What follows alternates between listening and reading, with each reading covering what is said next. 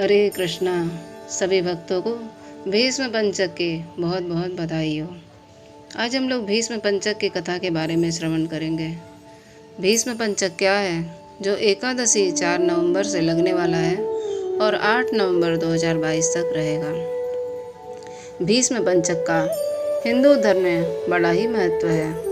पुराणों तथा धर्म ग्रंथों में कार्तिक माह में भीष्म पंचक व्रत का विशेष महत्व कहा गया है। यह व्रत कार्तिक माह में शुक्ल पक्ष की एकादशी से आरंभ होता है तथा पूर्णिमा तक चलता है। भीष्म पंचक को पंचभीकु के नाम से भी जाना जाता है। धर्म ग्रंथों में कार्तिक स्नान को बहुत बड़ा महत्व दिया गया है। अतः कार्तिक स्नान करने वाले सभी लोग इस व्रत को करते हैं। भीष्म पितामह ने भी इस व्रत को किया था, इसलिए यह व्रत को भीष्म पंचक नाम से जाना जाता है। इसका कथा क्या है, अब इसके बारे में श्रवण करते हैं। जब महाभारत का युद्ध के बाद पांडवों को जीत हो गई, तब श्री कृष्ण ने पांडवों को भीष्म पितामह के पास लेके गए और उनसे अनुरोध किया कि आप पांडवों को ज्ञान प्रदान करें। सरसैया पर लेटे हुए सूर्य के उत्तरायण होने की प्रतीक्षा कर रहे भीष्म ने कृष्ण के अनुरोध पर कृष्ण सहित पांडवों को राजधर्म, वर्ण धर्म एवं मोक्ष धर्म का ज्ञान दिया। भीष्म द्वारा ज्ञान देने का क्रम एकादशी से लेकर पूर्णिमा तिथि तक यानी 5 दिनों तक चलता रहा। भीष्म ने जब पूरा ज्ञान दे दिया, तब श्री कृष्ण ने कहा कि आपने जो 5 दिनों में ज्ञान दिया है, वह 5 दिन आज से अति मंगलकारी होगा। इन 5 दिनों को भविष्य में भीष्म पंचक के नाम से जाना जाएगा। अब इस भीष्म पंचक की पूजा विधि क्या है। भीष्म पंचम व्रत में 4 द्वारा एक मंडप बनाया जाता है। मंडप को गाय के गोबर से लीप कर मध्य में एक वेदी का निर्माण किया जाता है। वेदी पर तिल रखकर कलश स्थापित किया जाता है। इसके बाद भगवान वासुदेव की पूजा की जाती है। इस व्रत में कार्तिक शुक्ल एकादशी से लेकर कार्तिक पूर्णिमा तिथि तक घी के दीपक जलाए जाते हैं। भीष्म पंचक व्रत करने वाले को 5 दिनों तक संयम एवं सात्विकता का पालन करते हुए यज्ञ आदि कर्म करना चाहिए। इस व्रत में गंगा पुत्र भीष्म की तृप्ति के लिए श्राद्ध और तर्पण का भी विधान है। भीष्म पंचक का समय कार्तिक मास के शुक्ल पक्ष की एकादशी से आरंभ होकर और कार्तिक पूर्णिमा तक चलता है। पूरे 5 दिन चलने वाले इस पंचक कार्य में स्नान दान का बहुत ही शुभ महत्व माना जाता है। धार्मिक मान्यता के अनुसार भीष्म पंचक के समय व्रत करने के विधान को बताया जाता है। भीष्म पंचक का व्रत यह अति मंगलकारी है और पुण्यों की विधि को करने वाला होता है। जो कोई भी श्रद्धापूर्वक इन 5 दिनों का व्रत, पूजा पाठ, दान कार्य एवं व्यक्ति करता है, तो उसे मोक्ष पाने का अधिकारी बनता है। भीष्म पंचक कब है। भीष्म पंचक 4 नवंबर 2022 से शुरू होकर और समाप्ति होता है 8 नवंबर 2022 दिन मंगलवार को खत्म हो रहा है। अब इसमें व्रत क्या है। भीष्म पंचक व्रत अति मंगलकारी और पुण्यदायी है। जो कोई भी श्रद्धा पूर्वक इस व्रत को करता है, उसे मृत्यु पश्चात उत्तम गति प्राप्त होता है। यह व्रत पूर्व संचित पाप कर्मों से मुक्ति प्रदान करता है और कल्याणकारी है। जो भी यह व्रत रखता है, वो सदैव स्वस्थ रहता है तथा उसे प्रभु का आशीर्वाद प्राप्त होता है। भीष्म पंचक व्रत का पौराणिक मान्यता और कथा इस प्रकार से है। महाभारत के युद्ध में जब भीष्म पितामह बाण सैया पर सोए हुए थे, तब उन्होंने राजधर्म, मोक्ष धर्म तथा दान धर्म का वर्णन किया, जिसे कृष्ण सहित सभी पांडवों ने सुना। उसे सुनकर श्री कृष्ण ने प्रसन्न होकर के कहा कि हे भीष्म, आप धन्य हैं। आपने हम सब से बहुत ही अच्छी प्रकार से धर्म का वर्णन किया है। आपने कार्तिक महीने की एकादशी के दिन जल की याचना की है और अर्जुन से पृथ्वी को बाण से वेध कर आपकी तृप्ति के लिए गंगा जल प्रस्तुत किया है, जिससे आपके तन, मन तथा प्राण संतुष्ट हो गए। अतः आज से लेकर पूर्णिमा तक सब लोग आपको अर्घ्य दान से तृप्त करेंगे तथा मुझको प्रसन्न करने वाले प्रतिवर्ष इस भीष्म पंचक का व्रत का पालन करेंगे। अतः प्रतिवर्ष भीष्म तर्पण करना चाहिए। यह सभी वर्णों के लिए श्रेयस्कर है। भीष्म तर्पण के लिए निम्न मंत्र सत्य भाव से पढ़कर तर्पण करना चाहिए। तर्पण का मंत्र है सत्यव्रताय सूचये गंगाये महात्मने भीष्माये तदात्म्य अर्ध्यमा जन्म ब्रह्मचारिणे।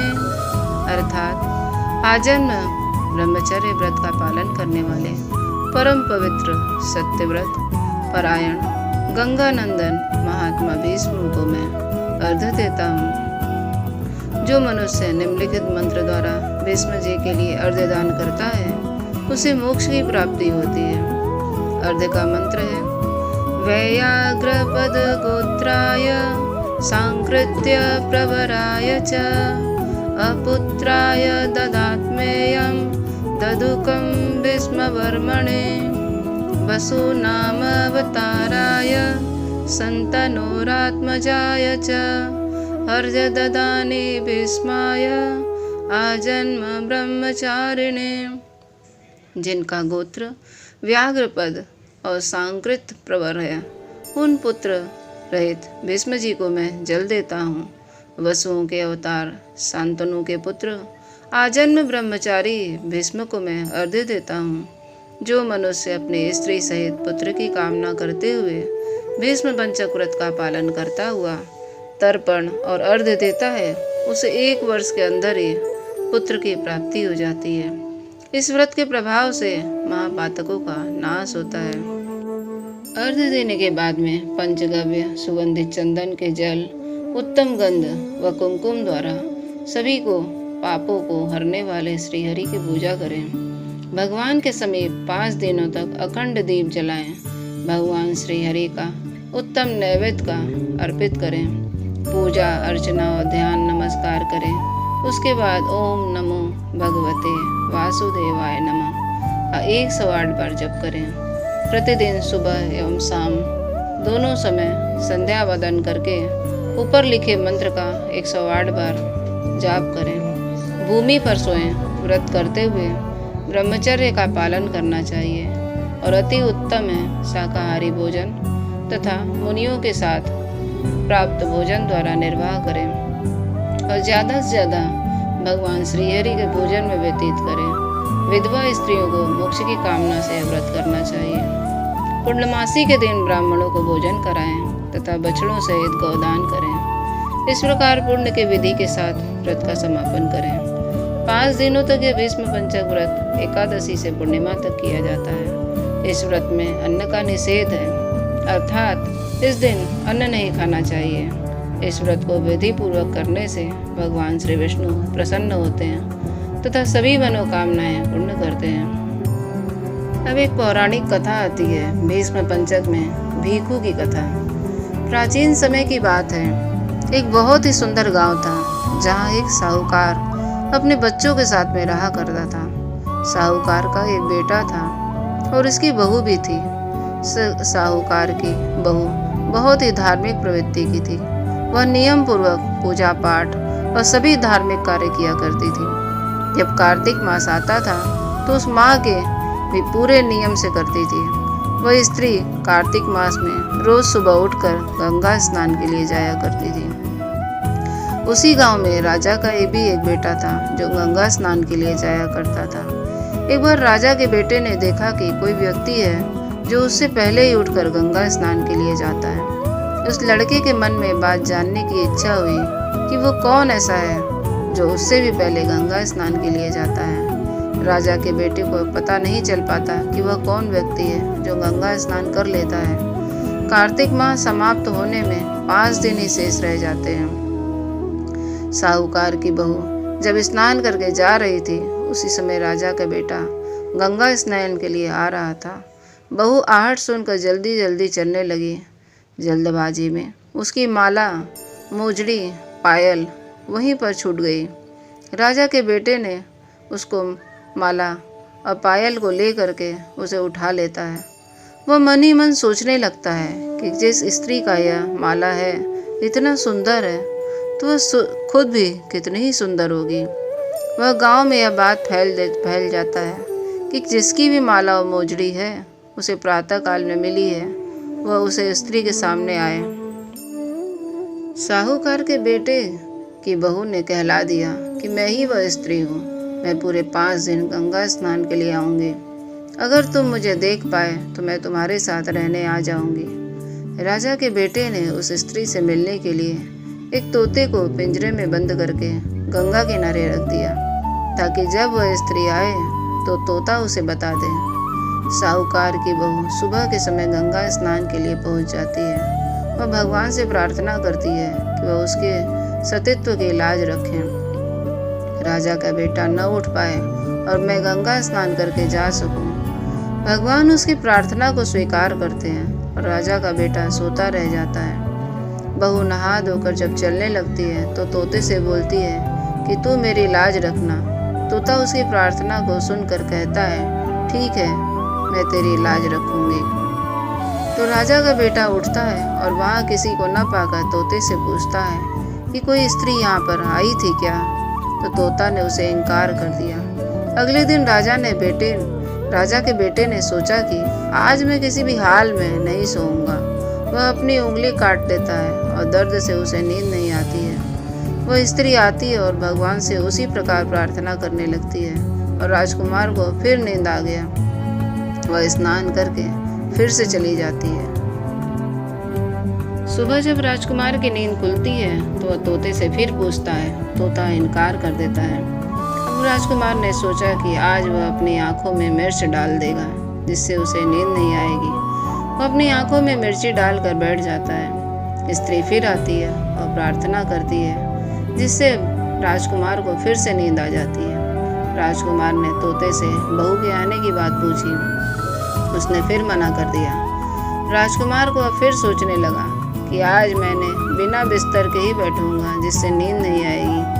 वह बिना बिस्तर के ही बैठ जाता है और इंतजार करने लगता है कि वह स्त्री आती है। गंगा स्नान से पूर्व भगवान से प्रार्थना करती है। राजकुमार को नींद आ जाती है और वह नहा कर चली जाती है। राजकुमार जब उठा तो वह जा चुकी थी। राजकुमार अगले दिन अंगीठी के पास बैठ जाता है जिससे उसे नींद नहीं आती। साहूकार की बहू आती है और भगवान से प्रार्थना करती हुई कहती है, भगवान, आपके कारण मेरा 4 दिन कार्तिक स्नान हो पाया। आज मैं आपसे आखिरी दिन में स्नान के लिए पूर्ण करवाना चाहती हूँ। भगवान ने उसकी बात रख ली और राजकुमार को नींद आ गई। साहूकार की बहू जब वह नहा कर जाने लगी तो तोते से बोली कि इससे कहना मैंने आज 5 दिन पूरे कर लिए। मेरी मोजड़ी मुझे भिजवा दो। राजकुमार उठता है तो तोता उसे सारी बात बता देता है। राजा के पुत्र को समझ में आया कि वह स्त्री कितनी श्रद्धालु है और वह मन में बहुत दुखी होता है। कुछ समय के बाद राजा के पुत्र को कोढ़ हो जाता है। राजा को जब कोढ़ होने का कारण पता चलता है तब वह इसके निवारण का उपाय पूछता है ब्राह्मणों से। ब्राह्मण कहते हैं, यहाँ साहूकार के पुत्र की वधू को अपनी बहन बनाएं और उसके नहाए हुए पानी से स्नान करें, तभी उसका कोढ़ ठीक हो जाएगा। राजा की प्रार्थना को साहूकार के पुत्र की वधू स्वीकार कर लेती है और राजा का पुत्र ठीक हो जाता है। इस प्रकार जो भी व्यक्ति श्रद्धा और सात्विक भाव से इन 5 दिनों तक स्नान और पूजा पाठ करता है उसके सभी कष्ट दूर हो जाते हैं। हरे कृष्णा। तो ये भीष्म पंचक की भिक्षु की कथा है जो बड़ा ही सुंदर है और हमें भी सीखने मिला इससे कथा के बारे में। और इससे शिक्षा मिलता है कि भगवान की भक्ति कितनी ज़्यादा अटूट है। हम कुछ करें ना करें, यदि हम भगवान की भक्ति करते हैं तो हम हर प्रकार से सुरक्षित हैं। जिस प्रकार से साहूकार की पुत्रवधू सुरक्षित थी, उसे कोई देख नहीं पाया और उसके सतीत्व की लाज रखी गई, भगवान ने रखी। तो आप सब भी एकादशी से 5 दिन तक मंगलवार को जो ग्रहण लगने वाला है, शाम के 7:30 बजे तक अलग अलग देश में अलग अलग प्रकार से ग्रहण लग रहा है, आप भी देख लीजिएगा और ग्रहण के बाद ही आप पानी पारण कर सकते हैं, जो भी आपको अन्न ग्रहण करना है तो चंद्रमा का पूजा करके आप पारण कर सकते हैं। हरे कृष्णा। आपको ये कथा कैसा लगा और आपने अगर सुना होगा तो हमें भी बताइएगा। तब तक सदा जपते रहिए हरे कृष्णा कृष्ण कृष्ण हरे हरे, हरे राम राम राम हरे हरे।